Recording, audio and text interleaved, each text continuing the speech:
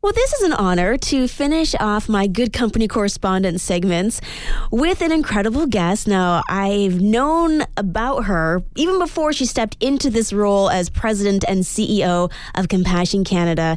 As Barry was exiting, a lot of conversation about this Allison Alley and just kind of the incredible person that she is. And now seeing her in this role, it's an honor to have another conversation with her. So, Allison, how are you doing? Oh, Holly, thank you so much for the warm welcome. I am doing well, and it's wonderful to be with you again. Well, it's always a pleasure to chat with you because, it's just so wonderful to know that even though we live here in Canada and we face our own situations, there's realistic and tangible ways for us also to help people around the world, specifically children. Yeah, exactly. And I'm so grateful for you extending the invitation to be here to do exactly that, because I will tell you the needs are great and they are complex right now for sure. Yeah, very complex. And I know we're heading into the end of a year and a lot of people really feeling the generosity of this season. Also, those who are feeling a little bit in a slump. We encouraged our Living Joyfully newsletter subscribers to see if there's different ways that would resonate with them to give back. And so we did encourage them to check out compassion.ca/joy to dive into the gifts of compassion. Allison, do you mind explaining to us a little bit about what is gifts of compassion? Yeah, sure thing. So gifts of compassion, most simply, are gifts that meet the needs of real children, families, and communities experiencing poverty around the world. And so they provide things that promote holistic development of kids in poverty, whether it's, education needs or health needs, having safe water to drink, food on their table, and income generation opportunities.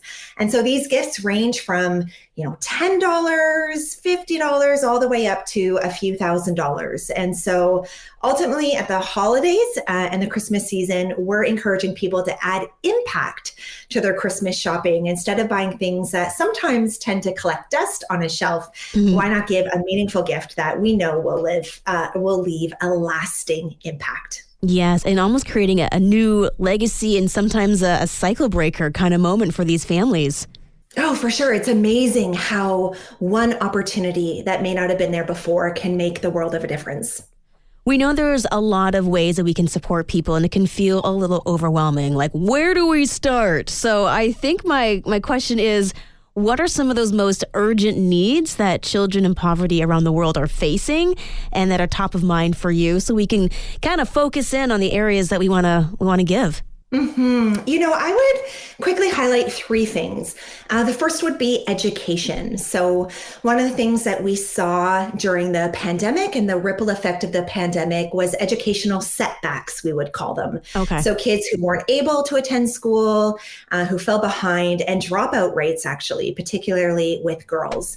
And so we have gifts targeting at the supporting kids in school and keeping kids in school. So that's the first. The second would be food security. So last year at this time, we were talking a lot about the urgent global food crisis. And that is still a pressing global need, even though it's not really dominating the headlines. And so we have gifts that help both food relief, which is, ensuring food on the table today, and food resiliency to ensure that they have access to the food and nutrition they need over the long run. And then the last that I would mention is child protection. And this one often goes under the radar, but is actually a really big part of what we do as an organization, because things like abuse and exploitation and trafficking simply increase in times of need.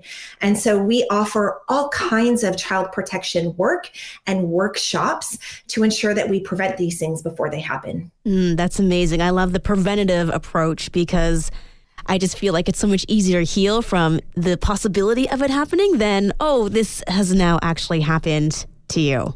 One phrase we use, Holly, in our organization is a fence at the top of the cliff of injustice and poverty versus an ambulance at the bottom. So we do a lot of fence at the top work to prevent it before it happens. Wow, I love that so much. You talk about this holistic child development, so I would love for you to explain a little bit more about that. And then too, already we're noticing that you have a very unique approach to child poverty. What makes Compassion's approach so unique? Yeah, sure. So you're right. I did use the term holistic child development. It sounds very fancy. It doesn't it? It's a very technical, sophisticated term. But, really all it means, Holly, is that our programs are focused on long-term, locally led, sustainable solutions that address the whole needs of a child. So we ensure that every aspect of their life is cared for and developed, whether it's physical, social, cognitive, or spiritual. And so why that's relevant to this conversation and our approach is that when you give a gift of compassion, it's not just a one-time parachute in donation, but rather this particular gift is delivered within the framework of Compassion's proven, locally led, long-term sustainable development program. Amazing. And so this is such a unique approach to taking a look at poverty pertaining to children around the world. I'm curious, why be so unique in this approach? Oh, you know what? I mean, for us, we recognize that, so many things. First of all, the mission of God and the mission of Jesus is holistic, caring for our whole self. And actually, we see modeled in Jesus, it says in Luke 2:52, that Jesus grew in wisdom, in stature, in favor with God, and in favor with man, which is the physical, social, spiritual, and cognitive development framework. So we're following not just releasing kids from poverty in the name of Jesus, but in the way of Jesus. That's so beautiful. Now, do you mind if I ask you kind of a hard question?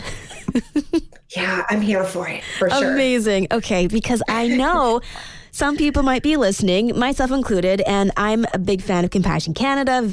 I'm a sponsor as well. And so I truly believe in all the things that are happening internationally. But this particular season, we see a lot of these kinds of situations in our own backyard. I mean, we're feeling the effects of inflation. We talk about it here on Good Company. The economic situation. We have questions and concerns about the children here. So how can we respond to poverty around the world when we're seeing and feeling the pinch here?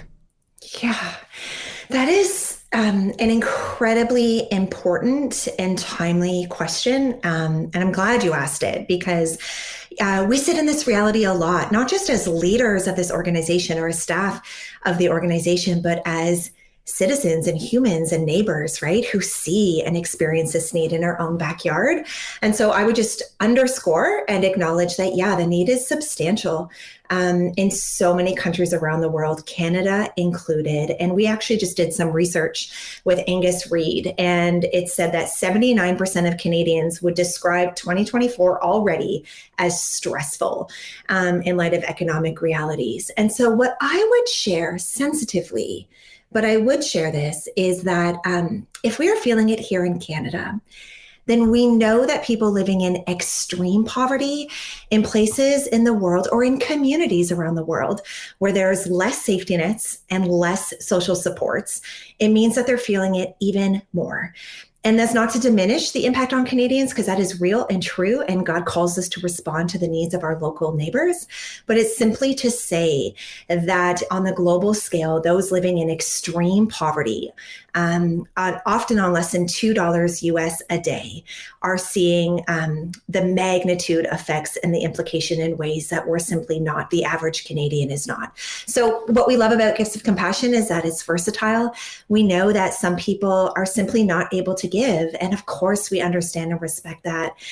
We know that there are many who can give a little, whether it's $10 or $20. And we know that there are others who are in a position to give even more. So no matter where you're at, whether you are not able to give financially, but you can pray for your local and global neighbors, or if you can, donate $10, $20, $30 or more, we know that every dollar donated God uses to impact lives. Mm-hmm. It's an incredible thing to know that you can help people around the world, and that the money is getting there and the support is getting there based on what Compassion Canada is doing.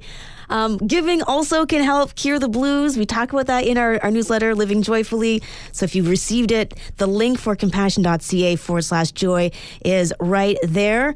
How and when can people be a part of the Gifts of Compassion? Is there a deadline? What are we looking at here? Yeah, if you are looking to get a tax receipt this year for your charitable giving, I would remind you that that deadline is coming up December 31st.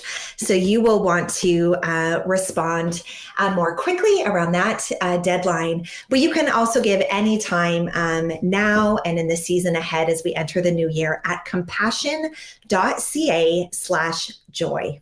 Amazing. Brilliant. Allison, thank you so much for spending time with us here on Good Company. It was a pleasure. Thank you, Holly. Again, it's Allison Alley, who is the president and CEO of Compassion Canada.